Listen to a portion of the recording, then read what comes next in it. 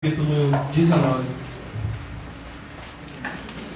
Glórias ao nome do Senhor. 1 Reis, capítulo 19.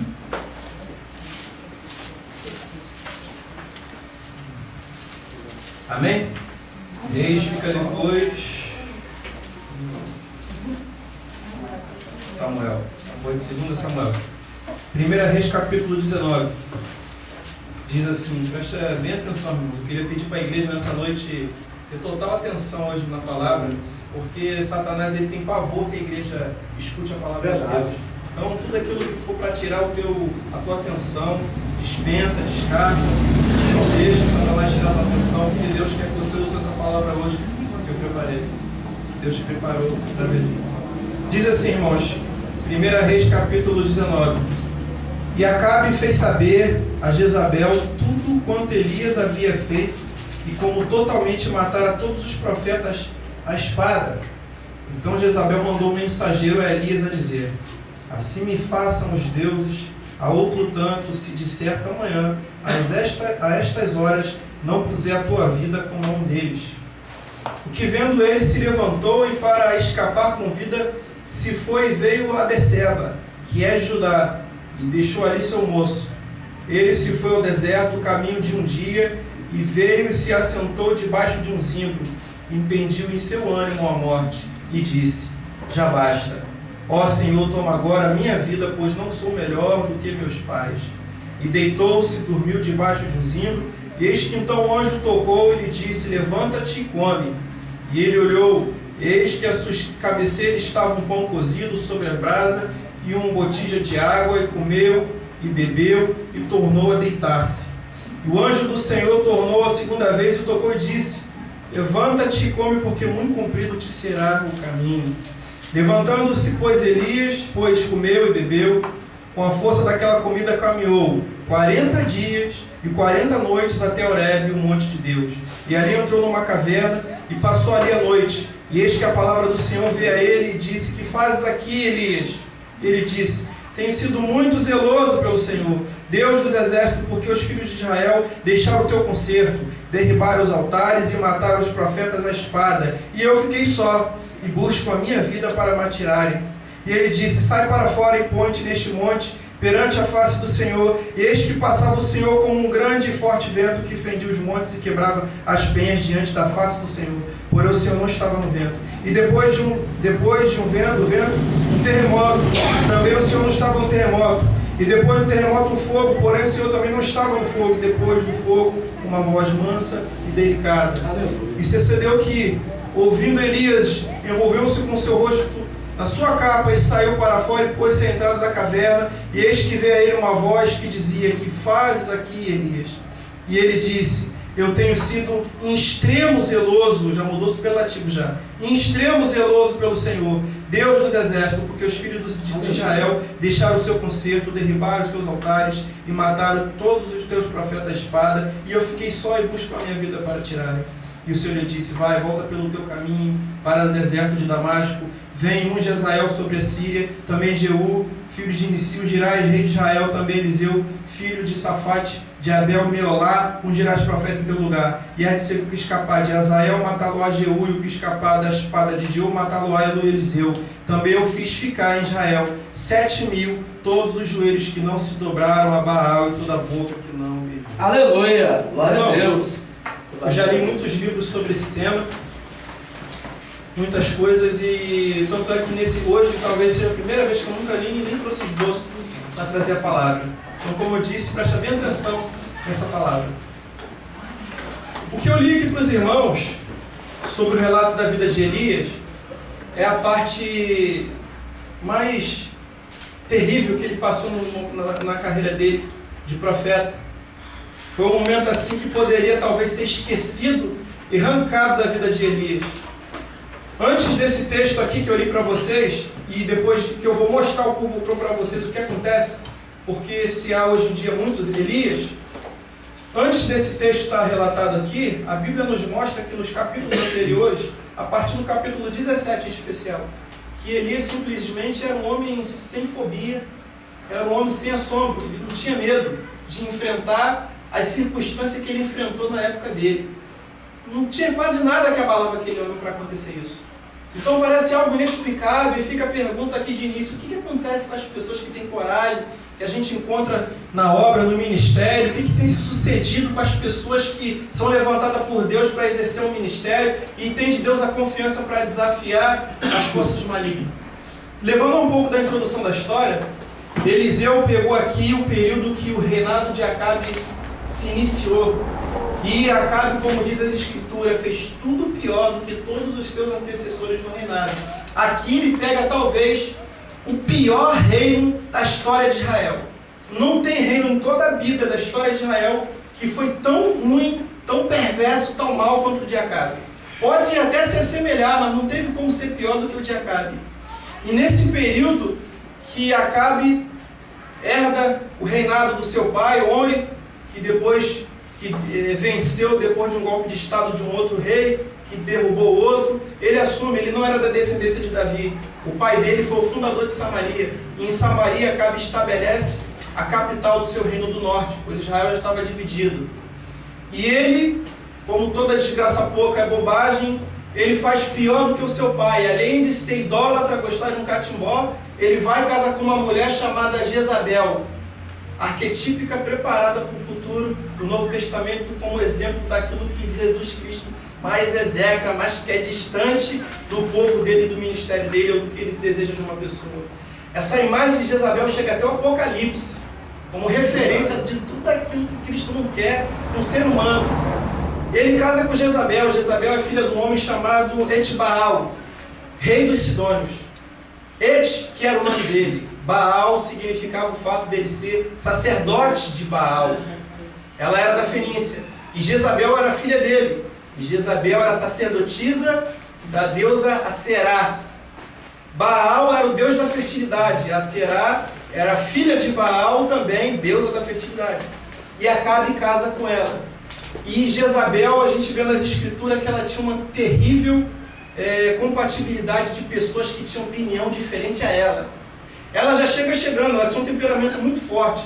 Ela era bem incisiva naquilo que ela queria, era determinada. Depois que ela se casou com Acabe, de certa forma o povo ainda estava naquele sincretismo, adora Deus, adora o diabo, adora aquilo lá, mas Deus ainda estava no negócio.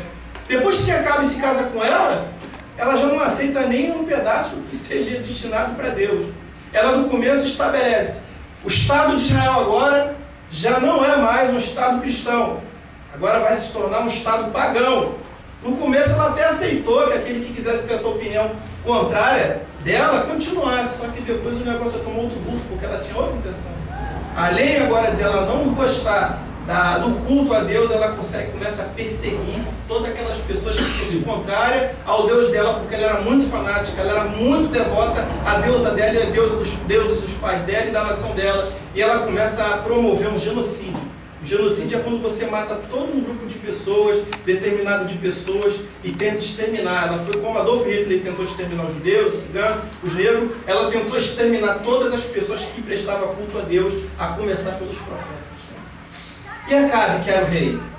Acabe é o protótipo de um homem bobão, filho de mamãe, que infelizmente soube aproveitar o lado ruim de Jezabel.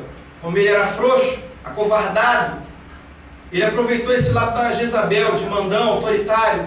E como Jezabel era mandona, autoritário, se prevaleceu do outro lado ruim de Acabe, do lado medroso, onde ela poderia se prevalecer daquilo para tomar as rédeas na mão dela, mesmo não sendo ela a personalidade e a autoridade principal do Estado. Nisso Deus levanta Elias e fala para Elias: vá até Acabe e fala para Acabe tudo aquilo que eu disser.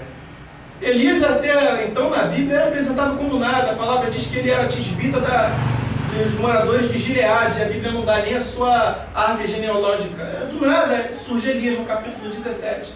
E Elias, como homem simples, homem pobre, onde a Bíblia não se preocupa nem em relatar a sua origem, o que ele era, de quem ele era filho, um homem simples que era profeta, exercia o ofício de profeta, entra dentro do reinado, dentro do palácio, do planalto, seja lá o que for, dentro da Casa Branca, com toda a coragem que ele tinha, e simplesmente ele aponta o dedo para a cara do rei. e fala, assim diz o Senhor, Deus dos exércitos. Aleluia. E essa é uma atitude de muita coragem, porque para você ter acesso ao rei, até a esposa dele, para entrar diante do rei, ele tinha que apontar um cetro para a pessoa ter autonomia de falar com ele. Era permitido falar com o rei só se ele lhe desse a permissão de falar com ele. Isso vocês podem ver que no livro de Ruth, Naamã pagou o pato por causa disso, que no ato de desespero, quando ele soube que a Ruth era judia, ele saiu entrando e por causa daquilo ele morreu. Então não é uma coisa assim, você teria que ter coragem para fazer uma coisa daquela. E Elias tinha coragem de fazer uma coisa daquela. Apontou o dedo para a cara do rei sem ser convidado, entrou dentro da Casa Branca, do Planalto e falou, a não ser mediante a minha palavra, não vai chover mais em Israel, a não ser que eu fale. Aleluia. Desafia o rei, desafia a lei, desafia o sistema político. É muita coragem, é muita valentia para fazer isso. E, desculpe o termo, dá um chute nas partes baixas de Baal. Porque se ele falou que não vai chover, ele estava confrontando a deidade mais famosa daquela época. Baal estava no topo, estava na elite. Porque ele era uma das divindades mais famosas que existia no mundo. E a filha dele, a Será, também. E ele era Deus da fertilidade. É o Deus da chuva. E entra um profeta de Deus e fala, não vai chover. Além dele desafiar o rei, o sistema político, ele agora desafia a deidade que toda a nação veio acreditar através de Jezabel. Ele botou abaixo aquela deidade. E depois dele ter desafiado, eu não sei, acho que Acabe deve ter ficado estático e ficou parado, ou talvez não deu crédito, falou, é só um mendigo, é só uma pessoa que não dá nada. E ele saiu tranquilamente do palácio. Talvez ele não estivesse dando crédito para aquilo que ele tivesse falado, até depois ele tomar consciência daquilo que haveria. E foi muita coragem também da parte dele se afirmar aquilo, porque ele estava vivenciando um período de um reinado corrupto, ruim.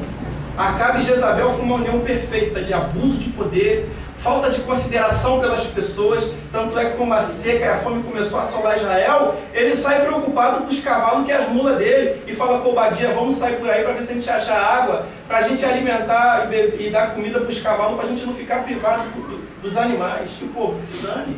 Ele não estava preocupado com o povo. A vida humana para Acabe naquela época não valia nada. Então seria muito fácil ele só apontar o dedo e mandar matar Elias. Só que Elias confiou na palavra de Deus. A palavra de Deus não disse que ele ia morrer. E ele confiou naquilo e foi lá e entrou. E depois que ele saiu, estava para vir uma seca. Porque naquele período toda a população mundial era dependente da chuva. Falta de água era falta de plantação. E falta de plantação era falta de comida. Naquela época não tinha indústria para fazer massa, para fazer pizza, alguma coisa alternativa não. Se não tivesse chuva, o povo passava fome. Tinha que ter chuva. Então aquilo também atingia ele. E Deus simplesmente fala para ele o seguinte, vai agora ao ribeiro de Querite, porque ali eu tinha ordenado aos corvos para te alimentarem. Uma coisa que foge à lógica, que não tem lógica, que não tem sentido. Um animal recebeu uma ordem, apesar da ciência falar que os corvos são os animais dos pássaros que têm uma inteligência talvez acima da média dos pássaros. Só que era uma coisa muito improvável, aquela coisa sincronizada, os animais levar pão, levar carne para Acabe de manhã e à noite para ele se alimentar e beber daquele ribeiro. Era algo que fugiu os padrões, mas mesmo assim ele foi e acreditou que Deus ia sustentar ele daquilo. Até então, Elias não acreditava em nada do que Deus falasse para ele. Depois a fonte do rio secou. E ele sempre ficou à disposição do que Deus falaria para ele. Senhor, eu estou aqui. Agora você vai a Sarepta, porque ali eu ordenei uma viúva que te alimente. E o interessante é que viúva naquela época era sinônimo de pobreza. Viúva naquela época não tinha renda. Assistência social naquela época não existia. Estava totalmente em déficit nos países daquela época. Ou você produzia para você comer, o problema era teu. Não tinha esse negócio de aposentadoria não, esse negócio de seguro-desemprego, assistência social, coisa e tal, se o marido morrer, não tinha isso não. Então viúva naquele período era sinônimo de pobreza extrema, e ele acreditou que através de uma viúva ele seria alimentado.